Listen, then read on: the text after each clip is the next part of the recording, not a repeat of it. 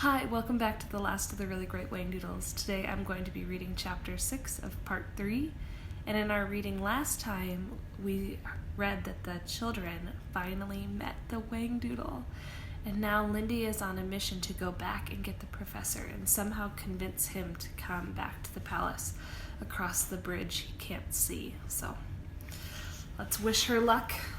Here's chapter 6.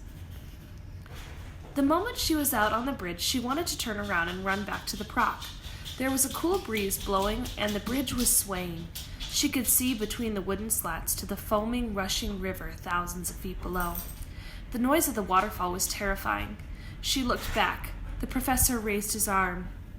"Go on, Miss Lindy. Once you have started, it doesn't seem so bad. Just make it halfway.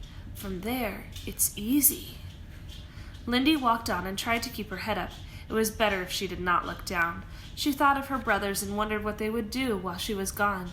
She remembered how sad the Whangdoodle had looked when he talked about being lonely, and how important he had made her feel when he asked her to try to bring the professor back. She clutched the gold ring he had given her, and she quickened her pace. She looked for the professor, but he was nowhere in sight. "Professor! Professor!"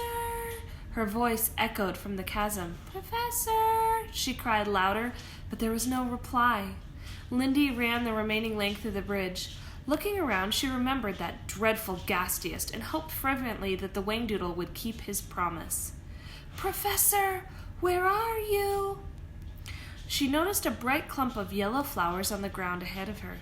As she watched, they moved slightly. With a jolt of happiness, Lindy realized that they were not flowers at all, but the yellow butterflies on the professor's open umbrella. "Hello! Hello!" His head appeared over the rim. He looked startled. "Lindy, good gracious, what are you doing here all by yourself?" "Oh, Professor!" She ran to him and flung her arms around his neck. "I thought maybe you'd gone back without us or something." "But I told you I would wait for you." "Why were you under the umbrella?" "Ah, well, if you recall, I was fighting with the Gastiest when you left. The wretched creature knocked me out. When I came to, the monster had disappeared. I didn't want to take the chance of him coming back and finding me, so I camouflaged myself with this umbrella. I thought maybe he would mistake it for a bunch of flowers." "That's what I thought it was," Lindy said with a smile. "Now, what's been happening, and where are the boys? Did you see the Whangdoodle?" "Oh, golly!" She sprang to her feet and began to pull at his sleeve. "Come on, Professor, you've got to come with me. It's terribly important. The Whangdoodle wants to see you." "What?" "He sent me to get you. The boys are still in the palace. We can't get home because the proc has their scrappy caps. You've got to come and tell him to let us go." She urged him towards the bridge. Wait a minute, Lindy. I can't cross the bridge. I told you I couldn't." "But you've got to. I came all this way to find you and bring you back, and you've got to get across. The Whangdoodle is waiting to talk to you." "Why would he want to see me?" The professor was puzzled. "I don't know. He seemed really serious about it. Look, he sent you this ring." The professor turned the ring over and over in his hand. Amazing, just amazing.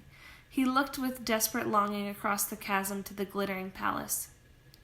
Lindy suddenly knew that she had to be very firm. "Take my hand, Professor, and come with me." "I can't, Lindy. I would give my soul to come with you. But if I can't see the bridge, what can I do?" "You can see the Whangdoodle's ring, right? Can't you?" she cried. "Yes." "Well, that proves that the Whangdoodle is waiting for you. It proves that there really is a bridge, too, because how could I bring the ring to you otherwise? All you have to do is trust me. The bridge is there, I promise. You only have to walk across." "But I don't see it." "Then don't look. Keep your eyes on me. Hold my hand and don't look down, whatever you do." He hesitated, and she gave a small cry of frustration. "Ugh!" She pulled him towards the edge of the chasm and began talking, saying the first things that came into her head. "It's such a little way across. Really it is. Just make it halfway, and the rest is easy. Oh, Professor, wait until you see the inside of the palace. You won't believe how beautiful it is. It's shimmering and cool and peaceful. There's room for everybody in the whole world, but it isn't a lonely place.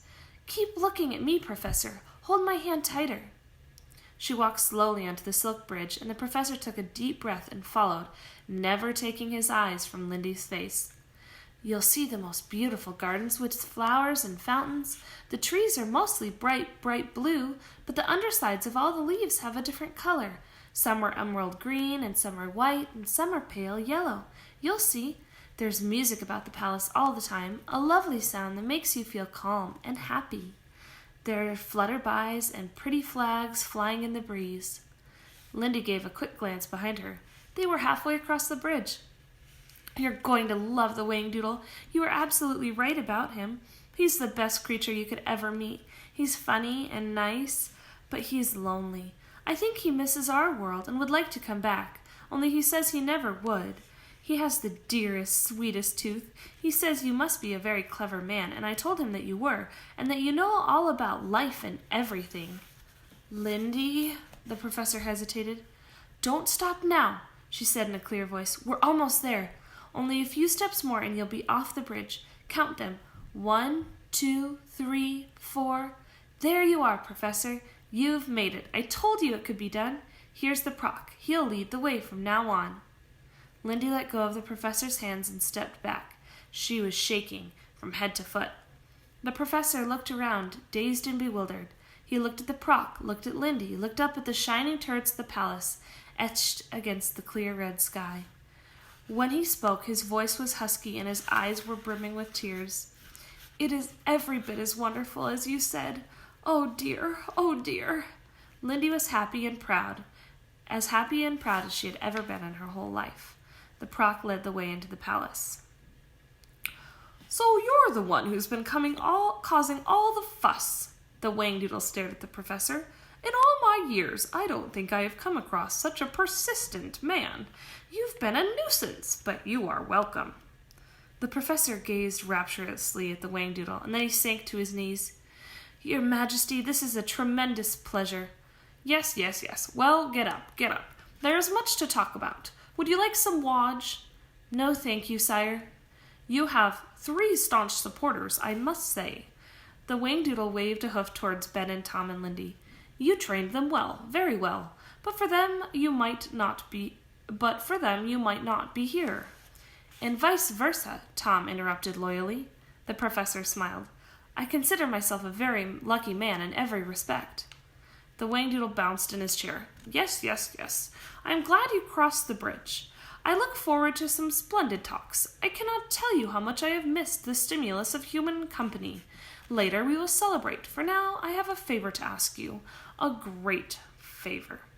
I will do anything, Your Majesty, the professor said, smiling. Splendid. The children have been telling me about your wonderful discovery concerning the secret of life. Oh, have they? The professor looked at them in bewilderment. They know nothing or very little about it, sire. Well, no matter. The point is, I want you to make me another Whangdoodle. I beg your pardon? That's the favor I want. I want you to make a Whangdoodle for me. Now, I know you're saying to yourself, what kind of Whangdoodle? Well, obviously, I want a female Whangdoodle. The Whangdoodle jumped up and ran around the room, changing color rapidly. You see, it's been so quiet and lonely here for all these years. Then 4 human beings arrive on my doorstep, which is sensational enough, and then I learned that you are a professor with an incredible discovery, and I suddenly realized that all my dreams might still come true. He paused in front of the professor. I would have a family, and I wouldn't be extinct, and I would never be lonely again. You do understand how desperately important this is to me, don't you? Oh, sire. The professor lifted a hand to his brow. I am afraid there has been a terrible misunderstanding. I would give anything to be able to grant your wish and make you a Whangdoodle, but it is impossible. I would not know how to begin. Tom said, But you told us the secret of life had been discovered, Professor. Yes, you did, said the Whangdoodle.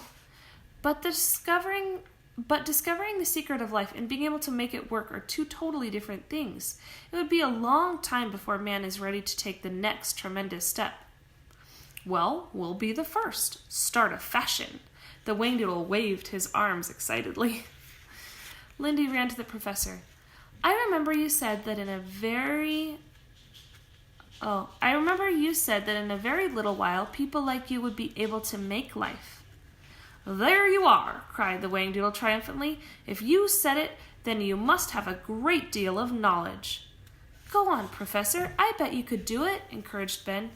No, listen to me," the professor pleaded. They all started to speak to him at once. The noise was deafening. Just a minute, shouted the Whangdoodle. He stamped his foot and winced with pain. He turned to the professor and said, "I want some questions answered. A simple yes or no will suffice. You admit that the secret of life has been discovered?" "Yes, Your Majesty." "If it has been discovered, I assume you know what makes life?" "Yes, Your Majesty, but if you know what makes it, you know how to make it?" "Well, listen to me. There must have been a number of experiments?" "Yes, sire. There are many things being tried. There is something called cloning, and then there's microdissociation and implantation." "Have you been present for these experiments?" "Most of them, Your Majesty. We've had some amazing success with frogs." The Whangdoodle glowed pink with delight. "Well then, this is all very clear to me. I don't see what all the fuss is about. You have been smart enough to find the secret of life, and it works on a frog, for heaven's sake, so why not a Whangdoodle? I am willing to be a subject for research. All you have to do is get your thinking organized. I am certain that you will come up with the solution." The professor gave an exasperated sigh. "Your Majesty, how can I convince you that you are asking for the impossible? I hate to disappoint you, but the work in genetics is really just beginning. I've devoted most of my life to research, and yet I only have a few answers. How could I possibly know enough to create a Whangdoodle?" The Whangdoodle stared at the professor and slowly turned a very pale blue. He looked terribly dejected and slumped back on his throne. After a while he said, "Bother, that's very sad. I had such high hopes. I was so certain that your presence here meant that something special was going to happen. I must have been wrong. It's too disappointing for words." The Prox said gently, "Your Majesty." No. The Whangdoodle held up a hoof. "I'd rather not discuss it any more. I think I'd like to be by myself for a while." He got up and walked towards the tapestry. As he did so, he began to disappear until only his eyes and antlers remained. Eventually, they also vanished. His voice was the last thing to go. "It's really depressing. I never wanted anything as much in my whole life. Silly of me to suppose it might be possible." A large, shiny tear rolled down the tapestry. There was a long silence in the room after he had gone. Lindy said, "That's awful, Professor. He was crying." "What a shame," said Tom with feeling. "I wish we could have done something." "I cannot make a Whangdoodle," the professor stated. The Proc cleared his throat. He spoke slowly and was obviously having difficulty in saying what he felt. "Couldn't you just try? His Majesty wants another Whangdoodle more than anything else in the world. You know how he feels. You wanted to get to the Whangdoodle land more than anything in the world. The king was gracious enough to meet with you. Won't you return the favor and try this for him?" The children had never heard the Proc speak with such feeling. The professor shut his eyes. "I would love to help. I don't like to see the Whangdoodle upset any more than you do, but I don't see how it's possible." Lindy interrupted. "You know what, Professor? Ever since we've met, you've been saying to us, 'You can, you can, you can.' But lately, all I've heard from you is, 'I can't, I can't, I can't.'" Ben said quickly, "You once said that whatever man can imagine, he can do." Lindy clapped her hands. "You said that you couldn't cross the bridge, but you did." "Oh, Professor," cried Tom, "give it a chance. How do you know you can't make a Whangdoodle until you've tried?" The children clustered around him. The Proc said, "Professor, I know you are a man of great strength. When you choose to believe in something, you are unshakable. Won't you believe now that this experiment is possible?" The professor looked at the four of them, 4 pairs of eyes staring at him unblinking, waiting for his reply. He mumbled, "I would need equipment. It's liable to take a long time. Tell me what you need, said the Proc. I will see that you get it. The professor held his forehead in concentration. I would need a dissecting microscope, possibly a Lauer beam, ultrafine dissecting equipment, saline solution, flasks, culture tubes. His words were drowned out by the cheer that came from the children. They danced around the professor, hugging him, patting him, kissing him, and laughing with happiness. And even the Proc smiled broadly. All right, that's chapter 6. Looks like the professor is going to try and make a Whangdoodle. Huh? All right, we'll see you next time.